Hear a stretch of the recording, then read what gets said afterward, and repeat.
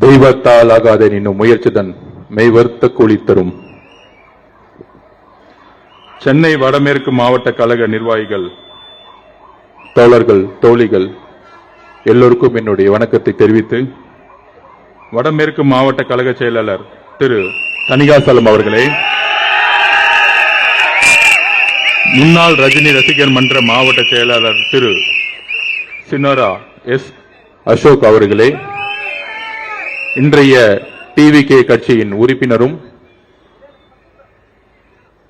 Harbour தொகுதியின் பொறுப்பாளருமான திரு அசோக் அவர்களுக்கு என்னுடைய வணக்கத்தை தெரிவித்து, முன்னாள் எம்எல்ஏ அண்ணன் திரு வி.எஸ். பாபு அவர்களே, நமக்கு முன்னால் பேசி இன்னைக்கு சர்ச்சு மீட்டிங்காக போயிருக்காரு தேர்தல் அறிக்கைக்குழு உறுப்பினர் திரு ஜே.சி.டி. பிரபாகரன் அவர்களே, பரப்புரை செயலாளர் திரு நாஞ்சில் சம்பத் அவர்களே, கழக துணை பொதுச்செயலாளர் திரு ராஜ்மோகன் அவர்களே, நிர்வாக குழு தலைமை ஒருங்கிணைப்பாளர் அண்ணன் கே.எஸ். செங்கோட்டையன் அவர்களே,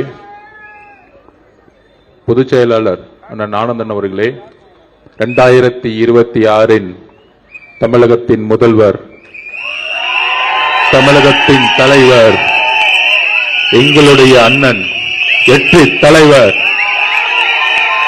விஜய் அவர்கள் வணக்கத்தை தெரிவித்து,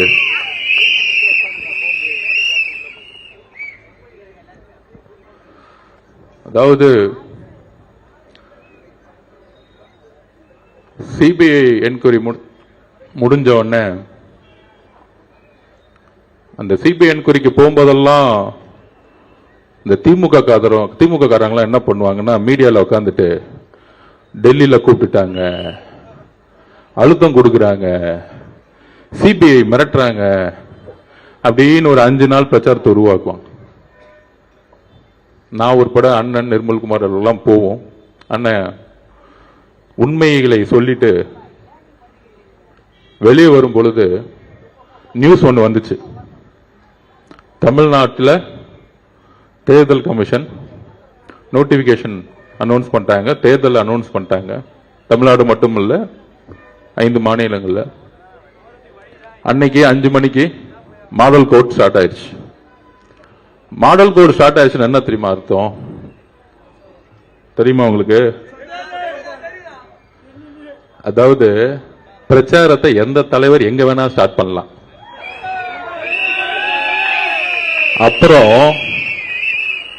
4.25 வருஷம் இல்ல, 4 வருஷம் 11 மாசம் பொம்மை முதல்வரா திரு மு.க. ஸ்டாலின் அவர்கள் இருந்தார். இன்னைக்கு உண்மையாலே பொம்மை முதல்வர் அவர். ஏன்னா மாடல் கோடு வந்துருச்சு. முதல்வர்னு சொல்லலாம், ஆனா பேனா வச்சு சைன் பண்ண முடியாது. அதுக்கு முன்னாடி சைன் போட்டாங்க, அவர் மருமகனும் மகனும் சைன் போட்டுட்டு இருந்தாங்க. அதனாலதான் பொம்மை முதல்வர்னு சொல்லுவோம். என்ன, அது ஒரு குடும்ப ஆட்சி.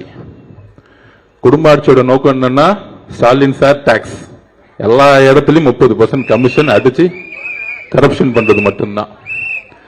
அப்ப அந்த சிபிஐ என்கொயரி முடிஞ்ச உடனே வெளியே வரும்போது நான் பின்னாடி தான் உக்காந்துட்டு இருந்தேன். எல்லாத்துக்கும் பதில் சொல்லணும்ல, நம்ம தலைவர் நிறைய பேச மாட்டார். அப்படி சிபிஐ என்கொயரில பென்சில் உக்காந்துட்டு வெளியே ஒரு 2000 பேர் நிக்கிறாங்க. எங்கிருந்து வந்தாங்கன்னு தெரியல, டெல்லியில உட்காந்துட்டு இருக்காங்க. திடீர்னு என்ன தெரிஞ்சதுன்னு தெரியல, அந்த ராயப்பன் படத்துல சொன்னார் பாருங்க, அதே மாதிரி டிரைவரை பார்த்து அப்புறம் திரும்பி பின்னாடி உட்கார்ந்த ஒரு வார்த்தை சொன்னாரு.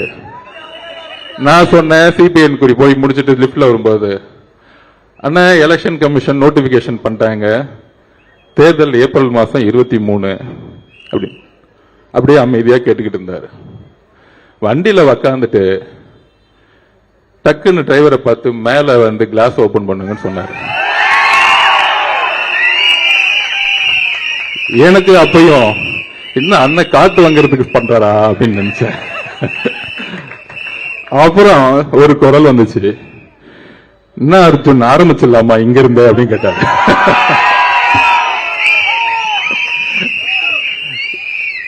அப்பதான் புரிஞ்ச, இந்த ஒரு வாரமா திமுக காதருங்க ஒரு நெரேட்டிவ் செட் பண்ணாங்களே, CBI office CBI office CBI office. இந்த 8 மாசமா முதலமைச்சர் ஸ்டாலின் பார்த்து பயந்த ஒரே தலைவர் எங்களுடைய தலைவர். அவருக்கு இபிஎஸ் பார்த்தா பயம் இல்ல. அப்புறம் யாரோ ஒருத்தர் பிஜேபி தலைவராக ஒருத்தர் போட்டிருக்காங்க, பேர் கூட வர மாட்டேங்குது, மறந்து போச்சு. அந்த மாதிரி பல தலைவர்கள் சுத்திக்கிட்டு இருக்காங்க. எல்லாம் ஓகே, எல்லாம் திமுகவோட கூட்டணி போட்டு வச்சிட்டு இருக்காங்க. ஆனா முதலமைச்சர் ஸ்டாலின் அவருக்கு ஒரே பயம், தலைவர் எப்பெல்லாம் வீட்டை விட்டு வெளியே வராரோ, மக்களை பார்க்க வராரோ, அதனால ஒரே பயம். அதுக்கு தான் செந்தில் பாலாஜியை கூப்பிட்டாங்க. நீ போய் ஒரு வேலையை பண்ணுன்னு சொன்னான். அவருக்கு கொஞ்சம் அறிவு கம்மி, அவரு அடிச்சிட்டு வரான்னு சொன்னாரு. இந்த படுபாவி கொன்னுட்டு வந்துட்டான், திருட்டு பையன். ஆக்சுவலா ஸ்டாலினை மாற்றி வைப்பதே செந்தில் பாலாஜி தான் கொலை குற்றத்துல. நாளைக்கு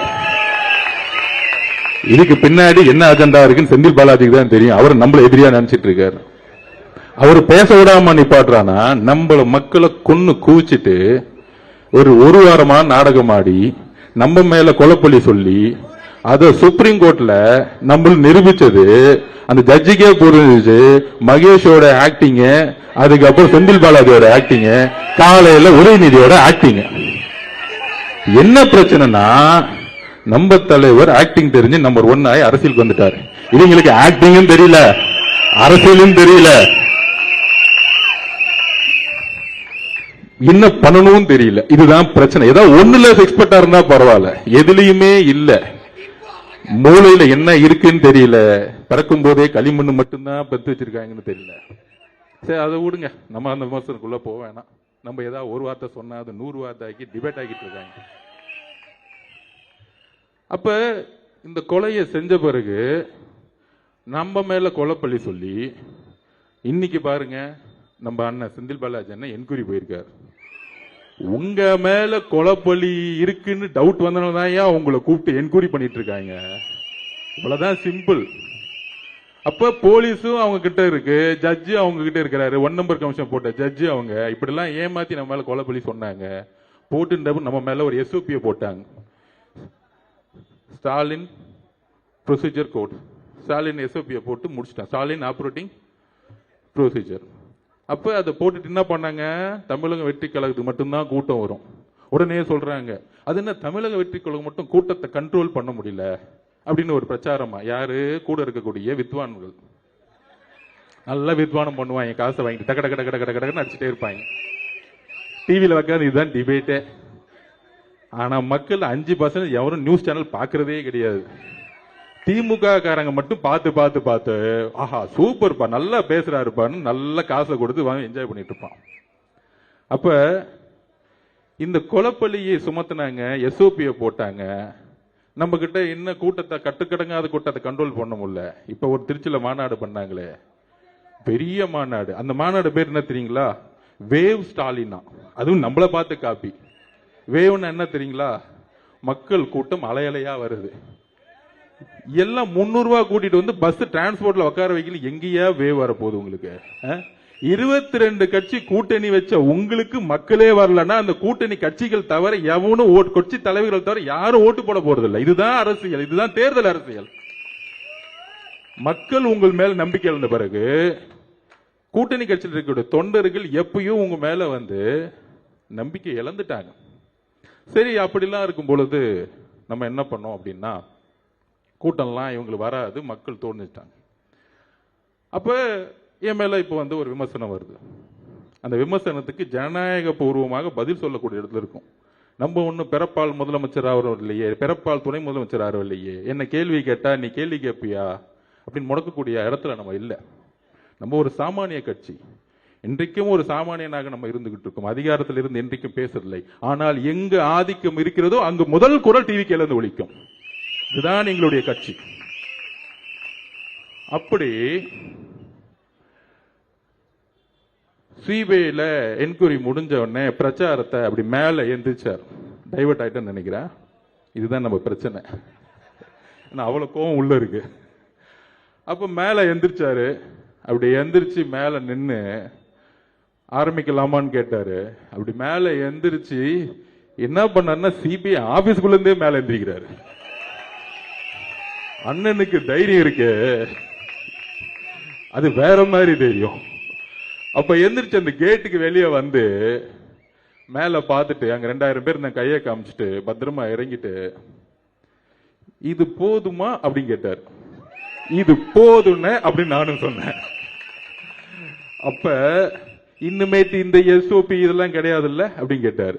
எங்க வேணா போலான்னு தேர்தல் கமிஷனோட ரூல்ஸ்ல எல்லா தலைவரும் எந்த ரோட்டுக்கு வேணா போல. நான் இன்னுமேட்டு ஒவ்வொரு நொடியும் நான் மக்கள் கிட்ட இருக்கணும், வேலையை ஆரம்பிங்கன்னு சொல்லிட்டார். கூடி சீக்கிரத்துல உண்மையான ஆலையை தமிழகம் முழுவதும் இருக்க நெடுஞ்சாலைகளை நீங்க பாப்பீங்க, மக்களுடைய கூட்டத்தை நீங்க பாப்பீங்க அவருடைய வருகையை நோக்கி வரும் பொழுது. அதுதான் பயம். சரி, டெல்லியில பிரச்சாரத்தை அண்ணன் ஆரம்பிச்சிட்டாரு. அடுத்தது மாடல் கோடு வந்துருச்சு. எங்க முதல் கூட்டத்தை போடலான்னு யோசிச்சோம்.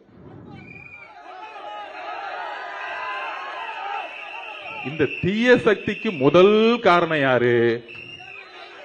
இந்த கொடுமையான ஆட்சிக்கு முதல் காரணம் யாரு? இந்த 4.5 வருஷம் எதுவுமே செய்யாம நாடகம் ஆடி டிராமா பண்ணது யாரு?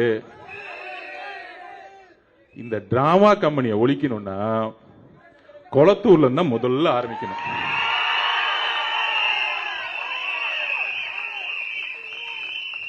எங்களுக்கெல்லாம் பயமே கிடையாதுயா. நீ என்ன வேணா பேசிக்கோ, அவதூறா பேசிக்கோ. ஆதவர்ஜனா இப்படி, ஆதவர்ஜனா குடும்பம் அப்படி, ஆதவர்ஜனா மாமனார் இப்படி, என்ன வேணா பேசிக்கோ. காதை கேட்காது, போய்கிட்டே இருப்போம். எங்க குறிக்கோள் என்ன? சென்ட் ஜார்ஜ் கோட்டையில அண்ணனை சைன் போட வைக்கணும், அவ்வளவுதான் எங்க குறிக்கோள். இந்த அள்ளு சில்லற பேசுறதுக்கெல்லாம் பதில் கொடுக்கலாம் எங்களுக்கு டைம் கிடையாது. மோதும் அப்ப இந்த திமுக வந்து எப்படி திசை திருப்பணுங்கிறதுக்கு நான் பதில் சொல்லணும். யாருக்காக பதில் சொல்லணும்? ஆதவர்ஜுனா பயந்துட்டாரு. 1000 கைகள் மறைத்தாலும் ஆதவனை மறைக்க முடியாது. நீ சூரியன்னா நான் ஆதவுடா.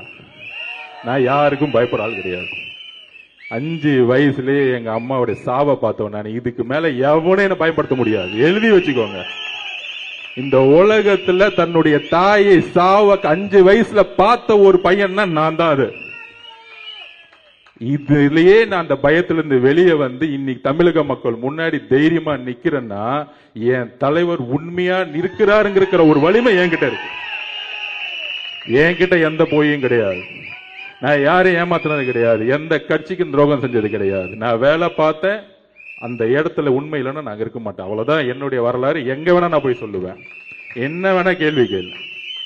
அப்ப எங்க நம்ம சின்னவரான அசோக் அண்ணன் சொன்னாரு, நம்ம தோழர் 12 வருஷமா கூட இருக்கிறவர், அவருடைய உணர்வுக்கு பதிவு கொடுக்கணும் இல்ல. மீதி அள்ளு சில்லறைக்கெல்லாம் நான் பதில் சொல்லலாம், டைம் வேஸ்ட் பண்ண மாட்டேன்.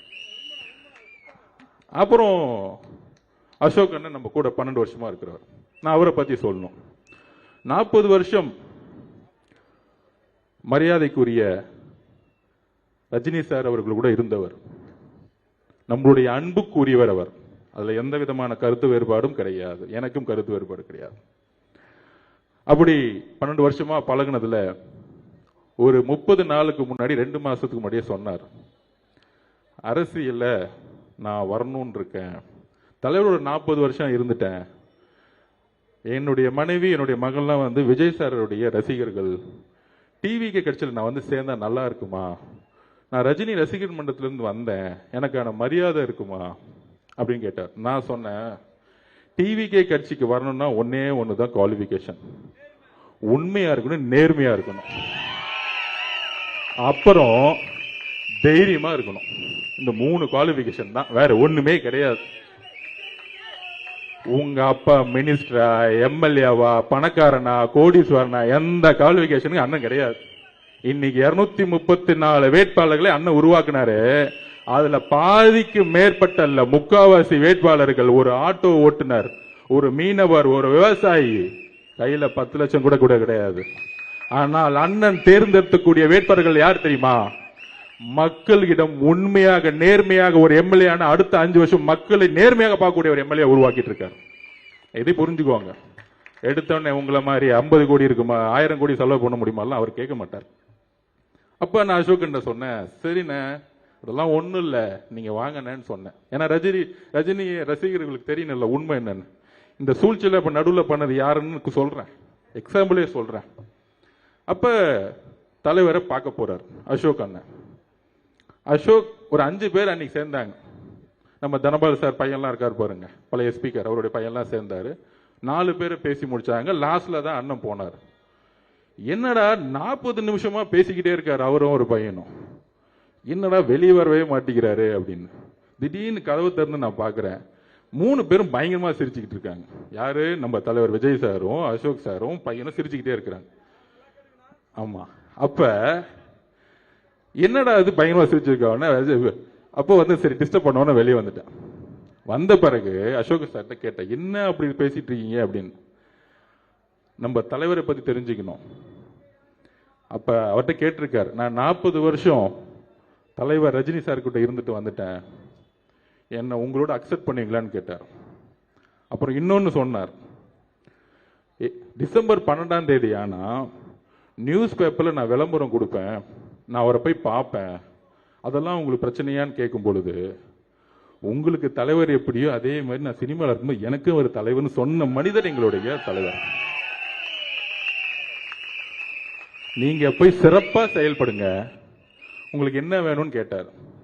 அப்ப அசோக் சார் சொன்னாரு, நான் ஹார்பர் தொகுதியில் போய் வேலை பார்க்கிறேன்.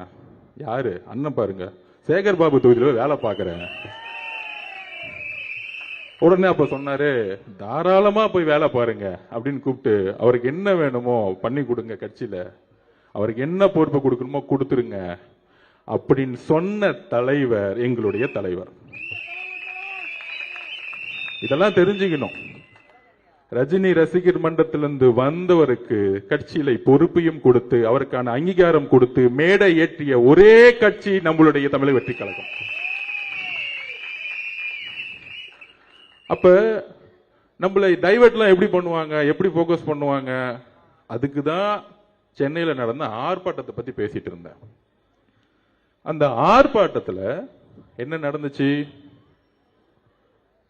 இது தலைவர் ரஜினி சார் அவர்களுக்கே தெரியும். அதை நான் வந்து எக்ஸ்பிளைன் பண்ண முடியல. என்ன எக்ஸ்பிளைன் பண்ணல? அன்னைக்கு 30 நிமிஷத்துக்கு மேல பேசிட்டு இருந்தா காவல்துறை நிப்பாட்டினாங்க. அதை டீட்டெயிலா நம்ம எக்ஸ்பிளைன் பண்ணோம்ல. அப்ப டீட்டெயிலா என்ன எக்ஸ்பிளைன் பண்ணோம்னா, இந்த பிரச்சனையை பத்தி எக்ஸ்பிளைன் பண்ணல. இந்த 5 வருஷமா என்ன கடுமையா திட்டுறாங்க, அதை பத்தி இல்ல. இந்த ஒரு வாரமா கடுமையான மன வலியில தலைவர் இருக்கிறாரு, நானும் இருக்கிறேன், இங்க இருக்கக்கூடிய பல்வேறு நிர்வாகிகள் இருக்காங்க, தமிழ்நாடே இருக்கு. அது என்னது? அன்னைக்கு ஆர்ப்பாட்டம் தமிழ்நாட்டிலே முதல் முறையாக தமிழகம் முழுவதும் உருவாக்கிய கட்சி நம்மளோட கட்சி. அந்த ஆர்ப்பாட்டம் எதற்கு? சட்டம் ஒழுங்கு பாதுகாப்பு. அதுல என்ன பிரச்சனை? தூத்துக்குடியில இந்த ஊடகங்களையும் ஒட்டுமொத்த தமிழக மக்களையும் எல்லோரையும் நான் வந்து கேட்டுக்கிறேன், வலியோட கேட்கிறேன். தூத்துக்குடியில ஒரு 12th ஸ்டாண்டர்ட் 12ஆம் கிளாஸ் படிக்கக்கூடிய மாணவி, 15 வயசு கூட ஆகல, டெல்லியில நிர்பயா பாதிக்கப்பட்டார், கற்பழிக்கப்பட்டார், கொல்லப்பட்டார், இந்தியாவே கொதித்து இருந்துச்சு. இந்த பிரச்சனையை திசை திருப்பதுக்கு தான் இவ்வளவு பெரிய நாடகம் 5 நாளா ஓடிக்கிட்டு இருக்கு. இதை சோசியல் மீடியா வாரியர்ஸும் புரிஞ்சுக்கணும், தமிழக மக்களும் புரிஞ்சுக்கணும். இந்த அவதூறான பிரச்சாரம் எனக்கு எதிராக ஏன் உருவாக்கப்பட்டது அப்படின்னா, இந்த தூத்துக்குடியோடைய மரணம் கொடூரமானது. அன்னைக்கு முதல் முறையாக தமிழக வெற்றி கழகம் தான் இதை உறுதியா சொன்னோம். தூத்துக்குடியில ஏற்பட்ட மரணம் எப்படிப்பட்டது? 6 மணிக்கு அடுத்த நாளே நான் தூத்துக்குடி போயிட்டேன், வீட்டுக்குள்ள போயிட்டேன். அப்ப அந்த அம்மா சொல்றாங்க, பக்கத்துல உங்க அத்தைக்கு கோவம் வருது, நம்ம மேலேயும் டக்குன்னு வந்து கோவப்படுறாங்க. நான் 5 நிமிஷம் பேசி முடிச்சோன்னு அமைதியா உட்கார்ந்தாங்க. அப்ப அவங்க உறுதியா சொல்றாங்க, என்னன்னா சொல்ல முடியல, வார்த்தைகள் வரல. அவங்க அம்மா சொல்றாங்க, என் பொண்ணு 6 மணிக்கு கழிவறை போறதுக்கு வீட்டை விட்டு வெளியே போனாங்க. அங்கிருந்து 50 மீட்டர் கூட கிடையாது. 7 மணி ஆச்சு, 7:30 மணி ஆச்சு, காணோம். காவல்துறை கிட்ட போறோம், போலீஸ் ஸ்டேஷன்ல, திருப்பியும் காணோம். சார் காவல்துறை கிட்ட போகும்போது திருப்பியும் முடியாதனால நாங்க தேடி தேடி பார்க்கிறோம், ஊர் மக்கள் ஃபுல்லா தேடி பார்க்கிறோம். அடுத்த நாள் 2:30 மணிக்கு கண்டுபிடிச்சிருக்காங்க அந்த குழந்தையோட உடலை. அந்த குழந்தையோட உடல்ல ஒட்டு துணி கிடையாது, கற்பழிக்கப்பட்ட பெண். இன்னும் 6 நாள் ஆச்சு, இன்னும் போலீஸ் கண்டுபிடிக்க முடியல. அக்கா கனிமொழி அக்கா போனாங்க, ஆனா ஊருக்குள்ள விடல. உடனே கனிமொழி அக்கா மேல ஒரு மீடியா அவங்களை உள்ள விடலன்னு பெருசா சொன்னாங்க. நான் கேட்கிறேன், எங்கு முதலமைச்சர் ஏன் அந்த இடத்துக்கு போல? ஏன் தூத்துக்குடிக்கு அந்த பெண்ணுடைய வீட்டுக்கு போல? இதனால் தான் நான் கோவப்பட்டு முட்டாள் முதலமைச்சர் சொன்னேன். அவர் மேல அவதூறு பரப்புறதுக்காக இல்ல, அவரை குற்றம் சொல்ல வேண்டியதுக்காக கிடையாது. ஒரு வழி, என்னுடைய வீட்டில் என் தங்கைக்கு இந்த உணர்வு ஏற்பட்டால் ஒரு அண்ணனாக என்ன கோபமோ அந்த கோபம் எனக்கு உண்மையிலே ஏற்பட்டது. அன்னைக்கு என்னுடைய பேச்சு கோபத்தில் வந்த வெளிப்பாடு, என்னுடைய உணர்விலிருந்து ஏற்பட்ட வெளிப்பாடு. அதனாலதான் அடுத்த நாளே 9 மணிக்கு நான் கிளம்பி தூத்துக்குடிக்கு போனேன். அதை கேட்கும் பொழுது இது அரசியல் அல்ல, நாம் எங்க வாழ்ந்துகிட்டு இருக்கோம், என்ன அரசியலை உருவாக்கிட்டு இருக்கோம். அக்கா கனிமொழியை திட்டுவாங்க, ஏன் ஒரு பெண்ணு தான் அந்த இடத்துக்கு போகணுமா? என்னோட சொந்த தங்கை இருந்தா ஒரு ஆண் போக கூடாதா? எங்கே போனார் முதலமைச்சர் மு.க. ஸ்டாலின் அவர்கள்? அதுக்கு மேல என்ன வேலை இருக்கு உங்களுக்கு? எங்கே போனார் துணை முதலமைச்சர் உதயநிதி அவர்கள்? இதுக்கு மேல என்ன வேலை இருக்கு உங்களுக்கு? ஒரு பெண் மானகப்படுத்தப்பட்டு, ஒரு பெண் ஒட்டு துணி இல்லாம தூக்கி எரிஞ்சு, ஒரு ஊரே அன்னைக்கு 2.5 மணி நேரம் தேடி, ஒரு காவல்துறை கூட 18 மணி நேரம் அந்த ஊருக்குள்ளே போவாம, ஒரு கலெக்டர் போவாம, ஒரு எம்எல்ஏ போவாம, ஒரு கவுன்சிலர் போவாம, திமுகவுடைய அமைச்சர்கள் போவாம, முதலமைச்சரும் போல, துணை முதலமைச்சர் உதயநிதியும் போல. ஆனால் அன்னைக்கு நான் பேசிய ஒரு வார்த்தையை எடுத்துக்கிட்டு இந்த ஒரு வாரம் ஆதவர்ஜினாவை திட்டக்கூடிய இந்த திமுகவும் திமுகவுடைய ஊடகங்களும் மிகப்பெரிய அவமானப்படுத்தக்கூடியவர்கள். ஆதவர்ஜினா இதுக்கு வைக்கப்பட வேண்டியதில்லை. நான் எதற்கும் தைரியமானவன், எதற்கும் பயப்படாதவன். அச்சமில்லை அச்சமில்லை அச்சம் என்பதில்லையே. உச்சி மீது வான் இருந்து வீடு இருந்த போதிலும் அச்சமில்லை அச்சம் என்பதில்லையே. 12 வயசுல படிச்சவன் பாரதியார் கவிதையை. உங்களுடைய தவறுகளை நாங்கள் உறுதியாக உண்மையாக எடுத்துரைத்துக் கொண்டே இருப்போம். இதுக்கு டிவிக்கு தவிர வேற எந்த கட்சியும் போல. எங்க போனது? திமுக கூட்டணியில் இருக்க 22 கட்சி யாரு பாதிக்கப்பட்ட பெண்ணுடைய வீட்டுக்கு போனாங்க? அந்த அம்மா கிட்ட பேச போனாங்களா? அந்த அம்மாவோட கோரிக்கை என்ன தெரியுமா? கடைசி நிமிஷத்துல இதை யாரு செய்தார்களோ அவர்களை இந்த சமூகத்தின் முன்பு நிறுத்துங்கள், அவர்களுக்கு தண்டனை வாங்கி கொடுங்கள். ஏனென்றால் என்னுடைய பெண் குழந்தை போல இன்னொரு பெண் குழந்தைக்கு தமிழ்நாட்டில் இந்த நிலைமை ஏற்படுத்த கூடாது சொன்னவர் என்னுடைய அம்மா.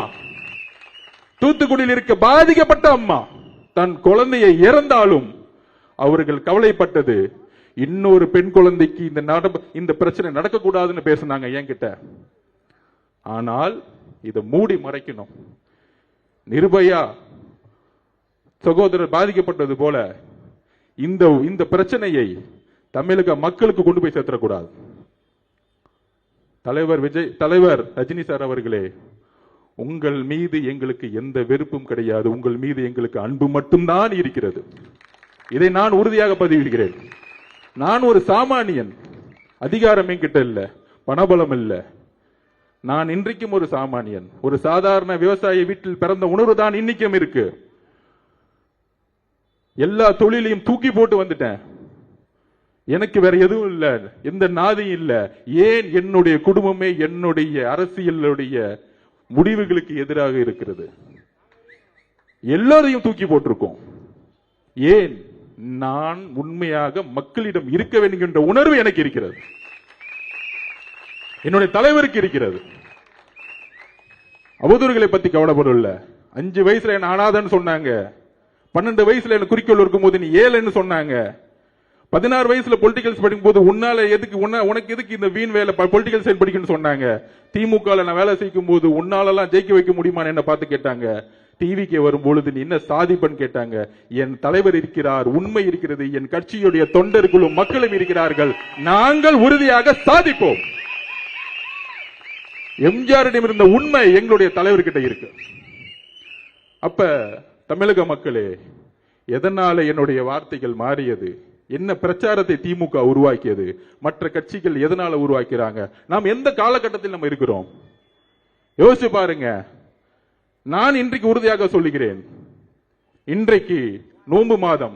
இஸ்லாமிய தோழர்களும் கிறிஸ்துவ தோழர்களும், இஸ்லாமிய தோழர்களே, கிறிஸ்துவ தோழர்களே, தமிழக மக்களே, நாம் உறுதியாக சொல்கிறோம், 234 தொகுதியில் நாம் தனியாக களமாடுகிறோம். உண்மையான இஸ்லாமிய சகோதரர்கள், உண்மையான கிறிஸ்தவர்கள் நாம் உண்மையாக இருக்கிறோம். நம்ம அண்ணனுக்கு பல்வேறு சொல்றாங்களே ஆஃபர்லாம் கொடுத்தாங்க, 50-50, நீங்க 90 நான் 90, நீங்க முதலமைச்சர் 2.5 வருஷம் நான் முதலமைச்சர் 2.5 வருஷம், எல்லா ஆஃபரும் கொடுத்தாங்க. அப்ப அண்ணன் சொன்ன ஒரே வார்த்தை எங்க கிட்ட, எனக்கு ஆஃபர் தேவையில்லை, தமிழக மக்களுடைய உண்மையான நம்பிக்கையை, என்றைக்கும் தமிழக மக்களுடைய நம்பிக்கையை, நான் உருவாக்கக்கூடிய அரசு மத சார்பற்ற சமூக நீதிக்கான அரசை உருவாக்கக்கூடிய ஒரு வலிமையை தமிழக வெற்றி கழகம் உருவாக்கும் சொன்னது எங்களுடைய தலைவர் விஜய் அவர்கள். முதலமைச்சர் பதவியை ஆசைப்பட்டு டெல்லிக்கு அடிப்பணி வர எங்களுடைய தலைவர் அல்ல. பராசக்தி ரிலீஸ் ஆனோம்னா போய் ஹோம் மினிஸ்டர் பார்த்துட்டு உதயநிதி ஒரு போன் கால் பேசி ரிலீஸ் பண்ணவர் எங்க ஆள் கிடையாது. இன்றைக்கும் எங்களுடைய படம் லீகல் லிட்டிகேஷன் இருக்கு. இஸ்லாமிய தோழர்களே, கிறிஸ்துவ தோழர்களே, நீங்கள் புரிந்து கொள்ளுங்கள், முதலமைச்சருடைய மகனுடைய தன்னுடைய பேரனுடைய பராசக்தி படம் ரிலீஸ் பண்ணப்பட்டது. ஜனநாயகர் படம் என்றைக்கு வரைக்கும் நிப்பாட்டப்பட்டதுக்கான காரணம் அரசியல் தான். இது அரசியல் தான். இந்த அரசியலை தைரியமாக எதிர்கொள்ளக்கூடிய ஒரே தலைவர் எங்களுடைய தலைவர் விஜய் அவர்கள். எந்த எக்ஸிம் நான் போறேன்னு சொல்லிட்டாரு அவரு. அவரை எப்பொழுதும் யாராலும் அடிமைப்படுத்த முடியாது. ஏனென்றால் திருப்பி நான் பதிவு சொல்றேன், இந்த கூட்டணி கணக்குகள் 2026ஆம் ஆண்டு தூள் தூளாக்கப்படும்.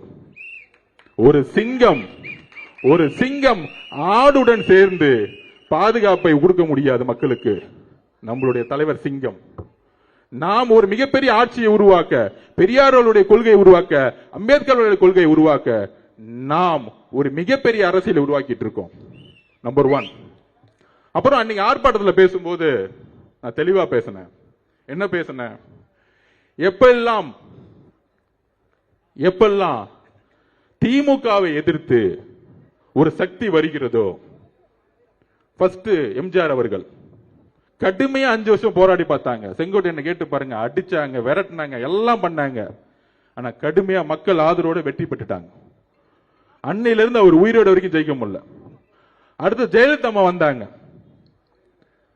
அவங்க மேல கடுமையான அடி அடிச்சாங்க, உடல் மொழி எல்லாம் கேவலமா பேசி பார்த்தாங்க, ஜெயிச்சிட்டாங்க. திருப்பி என்ன பண்ணிட்டாங்க, 97-98 அவங்க ரிசைன் பண்றேன்னு அவங்க லெட்டரை வெளியிட்டு போலியா பரப்பினாங்க, பயந்துட்டு. திருப்பி 2001 வந்துட்டாங்க. அந்த அம்மா இருக்கிற வரைக்கும், கருணாநிதி ஐயா இருக்கிற வரைக்கும் தமிழ்நாடு சூழ்நிலை வேற மாதிரி இருந்துச்சு. அதுக்கப்புறம் எத்தனை பேர் வந்தாங்க, முக்கியமா திரைத்துறையில இருந்து எம்ஜிஆருக்கு அப்புறம் வந்தவங்க எல்லாமே என்ன செஞ்சாங்க? ஃபர்ஸ்ட் நம்ம கேப்டன் விஜயகாந்த் அண்ணன், நமக்கு பிடிச்சவர், அன்பானவர், நல்லவர், வலுவானவர். என்ன அவதூறு சொற்களை சொல்லி, என்ன கட்டமைப்பை உருவாக்கி, என்ன பிரச்சாரத்தை உருவாக்கி, நான் மிரட்டல் சொன்னது ஒருத்தர் நேரா கூப்பிட்டு மிரட்டுறது கிடையாது. அவதூறு பிரச்சாரங்கள், கீழ்த்தரமான பிரச்சாரங்கள், தனிப்பட்ட முறையில் பிரச்சாரங்கள், இதையெல்லாம் உருவாக்கி அவரை எந்த அளவுக்கு வீழ்த்தினாங்கன்னு தெரியும் உங்களை. இதுதான் நான் பதிவு பண்ணேன். அதுக்கப்புறம் பாசமிகு நம்மளுடைய ரஜினிகாந்த் சார், அவரும் கட்சியை உருவாக்கணும்னு சொல்லும் போது நான் தேர்தலில் வேலை பார்த்தேன். அப்ப நாங்க சர்வே எடுப்போம். சர்வே எடுக்கும் பொழுது அவர் கட்சி ஆரம்பிக்கணும்னு சொன்ன உடனே காமிச்சது 18%. நான் உண்மையை சொல்றேன், எடுத்த உடனே 18% காமிச்சிச்சு. அது அவருக்கு தெரியுமான்னு தெரியல. அப்ப நான் களத்துல வேலை பார்த்துட்டு இருக்கேன். இப்ப 18% எடுத்த உடனே திமுக பயம் வந்துருச்சு. அப்ப என்ன மாதிரி போலி கருத்துக்களை உருவாக்கணும், இதைதான் நான் மிரட்டல்னு சொன்னேன். அவரை கூப்பிட்டு மிரட்டினாங்க, அந்த குடும்பம் செஞ்சுச்சு, இதுக்கான அர்த்தம் இல்லை. என்ன மாதிரி பிரச்சாரத்தை உருவாக்குவது, என்ன மாதிரி அவதூறு சொற்களை உருவாக்குவது. அன்னைக்கு உதயநிதி அவர்கள் இதே ரஜினி சார் மேல என்ன மாதிரி குற்றச்சாட்டுகளை தன்னுடைய ட்விட்டர் எல்லாம் போட்டார், எவ்வளவு அசிங்கமா பேசினார். பாஜக பி டீம் மிரட்டி தான் பாஜக கொண்டு வந்தாங்க. இதையெல்லாம் உருவாக்குனது திமுக. அதுக்கப்புறம் இபிஎஸ் முதலமைச்சர் அதிமுக கடுமையான சொற்கள்ல பேசினார். என்னெல்லாம் பேசினார் சமூக ஊடகத்தில் வந்துருச்சு. இந்த மாதிரி கூட்டணி கட்சிகள் இவங்க எல்லாம் சேர்ந்து ஒரு சக்தி வரும் பொழுது, ஒரு சிஸ்டம் மாத்தணும்னு சொல்லும் போது, ஊழல ஒழிக்கணும்னு சொல்லும் பொழுது, அவரு இங்க காசு எடுக்க வரல. ஏன்னா அவரு நல்லா சம்பாரிச்சிருந்தார். அப்ப ஒரு சூழ்ச்சிகளை தன்னுடைய சமூக வலைத்தளம் மூலியமாகவும் தன்னுடைய கட்சியுடைய கட்டமைப்பாகவும் உருவாக்கி பல்வேறு அழுத்தங்களை வெளியிலிருந்து கொடுத்தாங்க. அப்ப ஒருத்தர் ஒரு நல்ல மனசு கொண்டு அவர் வரும்பொழுது என்னெல்லாம் பிரச்சாரத்தை உருவாக்கணுங்கிறத என்னுடைய பதிவு.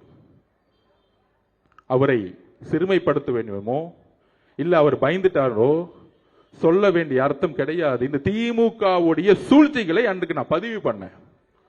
அதற்கு அப்புறம் வைகோ அவர்கள் எவ்வளவோ பேரை தன்னுடைய சூழ்ச்சி அரசியல்னால எல்லா விதமான பிரச்சாரங்களையும் உருவாக்கி என்ன செஞ்சாங்கிறத பதிவு பண்ண. அதுதான் என்னுடைய நோக்கம். அப்ப இதை சொல்லி முடிச்சிட்டு வரதுக்குள்ள உடனே அந்த வார்த்தையை எடுத்து அதுக்கு ஒரு பல்வேறு பிரச்சாரங்களை உருவாக்குவாங்க. ஏன்? தூத்துக்குடியோடைய அந்த பெண்ணுடைய சாவுல இருந்து வெளியே வரணும். இப்ப 6 நாளா அது பேசல பாத்தீங்களா? நம்ம உடனே நம்மளோட சோசியல் மீடியா வாரியா ரஜினி சாருக்கு பதில் கொடுக்கிறோம், நம்ம பதில் கொடுக்கிறோம், நம்ம அடுத்தடுத்த வேலையை நான் பார்த்துட்டு இருக்கேன். அப்ப இது உருவாக்கக்கூடிய வலிமை திமுக கிட்ட இருக்கு இந்த பொய் பிரச்சாரம். ஆனா புதுசா என்னன்னா இதுல பாஜகவும் திரு இபிஎஸ் அவர்களும் சேர்ந்துக்கிட்டாங்க. ஏன் சேர்ந்தாங்க? அன்னைக்கு ரஜினி சார் கட்சி ஆரம்பிக்கும் பொழுது கடுமையா விமர்சனம் பண்ணது இபிஎஸ். ஆனா இன்னைக்கு சொல்றாரு, அவரை பத்தி புகழ்ந்துட்டு இருக்கார். இந்த சூழ்ச்சி நமக்கு தெரியுமா? நமக்கு தெரியாது. நம்ம ஒரு தூய உள்ளம். அதையும் மீறி இன்றைக்கு ரஜினி சார் கிட்ட ஒரு அறிக்கை வந்துச்சு.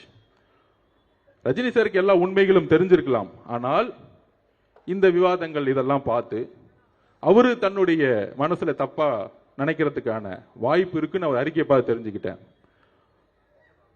எங்களுடைய பாசத்துக்குரிய ரஜினி சார் அவர்களே, எங்களுடைய தலைவருக்கும் நீங்கள் தலைவர் அப்படின்னு அசோகன் சொன்னார். எங்களுடைய தலைவருடைய நிலைப்பாடும் தான் எங்களுடைய நிலைப்பாடும். அப்ப இந்த சூழ்ச்சிகளுக்கெல்லாம் ஏன் நடந்துச்சுன்னு சொல்லக்கூடிய இடத்துல நான் இருக்கிறேன். தூத்துக்குடியோடைய என்னுடைய தங்கை கற்பழிக்கப்பட்டு இன்னைக்கு செத்து போய் 6 நாள் ஆகியும் அவனுடைய குடும்பம் இன்னைக்கு நடுரோட்ல நின்றுட்டு இருக்கு. இதை திசை திருப்பதுக்கு தான் இந்த பிரச்சாரம். இந்த திசை திருப்புல இருந்து இதுக்கான விஷயத்தை நான் பதிவு பண்ணணும்னு நினைச்சேன். அதான் இன்னைக்கு பதிவு பண்ணேன். இந்த கடிதத்தில், இந்த அறிக்கையிலிருந்து பாசத்துக்குரிய ரஜினி சார் அவர்களுக்கு நான் பதிவு பண்ணக்கூடியது, அப்படி உங்களுக்கு நான் சொல்ல வேண்டிய நோக்கம் வேறு, உங்களுக்கு வருத்தம் ஏற்பட்டிருந்தால் என்னுடைய வருத்தத்தையும் என்னுடைய மன்னிப்பையும் பகிரமாக நான் கேட்டுக்கொள்கிறேன். ஏனென்றால் என்னுடன் நீங்கள் வயதில் மூத்தவர், அதற்கான தார்மீக கடமை இருக்குது. நான் வேற யாருக்கும் பதில் கொடுக்கிறதுக்கு நான் இங்க வரல. அவருடைய அறிக்கையை படித்தேன். அவருக்கு ஒரு உணர்வு ஏற்பட்டிருக்குது. அந்த உணர்வுக்கு நான் மரியாதை கொடுக்கிறேன். ஆனால் இந்த திமுகவுடைய சூழ்ச்சிகள், 22 கட்சிகள் கூட்டணி உருவாக்கி திருப்பி ஆட்சிக்கு வரணும் ஒரு பொய்யான பிரச்சாரத்தை உருவாக்கப்படுகிறீங்களா? அதெல்லாம் தூக்கி எறியக்கூடிய ஒரே வலிமை நம்ம கட்சிக்கு மட்டும்தான் இருக்கு. அப்ப இந்த தூத்துக்குடி பெண்ணுடைய மரணத்திலிருந்து திசை திருப்பதுக்கான எல்லா நாடகங்களையும் உருவாக்குவாங்க. அந்த நாடகங்கள் தான் நம்ம போக்கஸ் பண்ணணும். இதை விட்டுட்டு நம்ம எங்கேயும் டைவர்ட் ஆகக்கூடாது. திமுகவுடைய சூழ்ச்சிகள், திமுகவோட தவறுகள், திமுகவோட பொய் பிரச்சாரங்கள், திமுகவுடைய எல்லா தவறுகளையும் சொல்ல வேண்டிய பொறுப்பு நம்ம கிட்ட இருக்கு. நம்ம டைவர்ட் ஆகக்கூடாது. ரஜினி சார் நீங்க அரசு இல்ல, நம்ம எதுக்கு அவரோட சண்டை போட போனோம்? அவர்கிட்ட நம்ம எதுக்கு ஃபைட் பண்ண போறோம்? அது இல்ல நம்ம நோக்கம். என்னெல்லாம் செஞ்சாங்க? ஒரு புதிய அரசியல் கட்சி தொடங்கும் போது திமுக குடும்பம் என்னெல்லாம் பேசினாங்க? முரசொலியில இதே ரஜினிகாந்த் சாரை பத்தி என்னெல்லாம் எழுதினாங்க? இதெல்லாம் எப்ப நடந்துச்சு? 5 வருஷத்துக்கு முன்னாடி. இன்னைக்கு ரஜினி சார் இயக்கத்துல இருந்து வந்தவருக்கு ஒரு ஹார்பர் தொகுதியில் பொறுப்பு கொடுத்து வேலை பாருன்னு சொன்ன இயக்கம் டிவிக்கு. அப்ப இதற்கான விளக்கங்கள் நாம் கொடுக்க வேண்டிய இடத்துல இருக்கிறோம். ஏனென்றால் நம்மளுடைய ஒரே போக்கஸ் திமுகவுடைய சூழ்ச்சிகள். இந்த சூழ்ச்சிகளை சொல்ல வேண்டிய இடத்தில் நாம் கடுமையாக இருக்க வேண்டும். நம்முடைய பிரச்சாரம் எப்பொழுதும் திசை திரும்பக்கூடாது. வேற எப்பயும் திசை திரும்பக்கூடாது. நம்மளுடைய நோக்கங்கள் பிஜேபியோட சண்டை போடுவதா? ஆம், கொள்கை ரீதியாக நம்ம சண்டை போடுறோம், கடுமையா சண்டை போடுவோம், இல்ல காம்ப்ரமைஸே கிடையாது. இன்னைக்கு தமிழக வெற்றி கழகம் தான் கொள்கை எதிரின் முதல் நாள் டிக்ளேர் பண்ணாங்க. திமுக டிக்ளேர் பண்ண முடியுமா? திமுக முன்னாடியே, நான் திருப்பி சொல்றேன், திமுக முன்னாடியே பிஜேபி கூட சேர்ந்தது. இனிமேட்டு எதிர்காலத்தில் சேர மாட்டாங்கன்னு சொல்ல முடியுமா? எப்ப வேணா சேருவாங்க அதிகாரத்துக்காக. ஆனால் கொள்கை எதிரின்னு சொன்ன இயக்கம் நம்மளுடைய கட்சி. அந்த அளவிற்கு நாம் கொள்கைகளை உள்வாங்கி 234 தொகுதிகளிலும் உறுதியாக உண்மையாக நாம் போட்டியிடுவதற்கு எல்லா விதமான மக்கள் ஆதரவு நமக்கு இருக்கு. எந்த அழுத்தங்களும் நமக்கு கிடையாது. எந்த அழுத்தங்கள் இருந்தாலும் நாம் எதிர்கொள்வோம். இதுதான் உண்மை. அதில் மிகப்பெரிய வெற்றியும் பெறுவோம். அதனால நம்மளுடைய கொள்கைகளும் கோட்பாடுகளும் தெளிவா இருக்கு. கொளத்தூர்ல ஆரம்பிச்சு முதலமைச்சர் இங்கு தோற்கடிக்கப்படணும். முன்னாள் முதலமைச்சர் ஆக்கக்கூடிய வலிமை கொளத்தூர் மக்களுக்கு இருக்கு. மு.க. ஸ்டாலின் அவர்கள் தோக்கணும்னா முதல்ல கொளத்தூர் மக்கள் இருந்து நம்ம ஆரம்பிக்கணும். அவர் ஒன்னே ஒண்ணு செஞ்சிருக்காரு, ஒரு உண்மையை இங்க பண்ணிருக்கிறார், வாக்குறுதியை நிறைவேற்றிட்டார். கொளத்தூரை உண்மையால குளமா மாத்திருக்கிறார். மழை வரும்போது இங்க குளமாயிடும். அதனால இந்த கூட்டணிகள், கூட்டணி கட்சிகள், அழுத்தங்கள் இதெல்லாம் கிடையாது. நம்மளுடைய இந்த திருப்பியும் ஒரு வாரமா பாருங்க, இவங்க டெல்லியோட சேர்ந்துருவாங்களா, பிஜேபியோட சேர்ந்துருவாங்களா, அதிமுக சேர்ந்துருக்கலாம், எதுவுமே கிடையாது. தலைவர் நேத்து வந்தாரு, வாரும் வந்தாரு, தெளிவுபடுத்தினாரு. நம்ம முதல் நாள்ல மாநாட்டில் என்ன சொன்னோம், இன்னைக்கும் அந்த உறுதியில் தான் இருக்கேன். சிஎம்ஏ ஆஃபர் கொடுத்தாலும் எனக்கு தேவையில்லை. தமிழக மக்களுடைய நம்பிக்கையில தான் நான் உறுதியாக இருப்பேன், உண்மையாக இருப்பேன். வெறும் பதவிக்காக வரல, மக்களிடம் உண்மையாகவும் நம்பிக்கையாகவும் நான் இருப்பேன்னு சொல்லியிருக்கிறார். அதனால நம்மளுடைய போக்கஸ் எங்க இருக்கணும்? நம்மளுடைய போக்கஸ் திமுகவுடைய சூழ்ச்சிகளையும் தவறுகளையும் மக்களுடைய பிரச்சனையும் எடுத்துக்கூடிய இந்த 30 நாளும் கடுமையா நம்ம உழைக்கணும். வேற எந்த போக்கஸும் நம்ம கிடையாது, வேற எந்த ஈகோவும் கிடையாது, வேற எந்த தலையில தனக்கணமும் நம்ம கிடையாது. இங்க நம்ம வீரன் அதெல்லாம் கிடையாது. நம்ம ஜெயிக்கணும், எலெக்ஷன்ல ஜெயிக்கணும், இந்த ஆட்சியை தூக்கி எறியணும், சென்ட் ஜார்ஜ் கட்டில உண்மையான மக்கள் ஆட்சியை உருவாக்கணும். இதுதான் நான் சொல்ல வரேன். அதனால நாம் மக்கள் ஆட்சியை நம்மளுடைய தலைவருடைய வழியில் உருவாக்குவோம். இந்த கொளத்தூர் முடிச்சிட்டு நாளைக்கு ஹார்பர்ல நம்ம அசோக் அண்ணனை வச்சு ஒரு மீட்டிங்கை போடுவோம். அடுத்து சேகர் பாபு அண்ணனுக்கு அடுத்த ஒரு மீட்டிங்ல கொஞ்சம் பதில் சொல்ல வேண்டியது இருக்கு. கூடிய சந்திப்போம். தேங்க்யூ.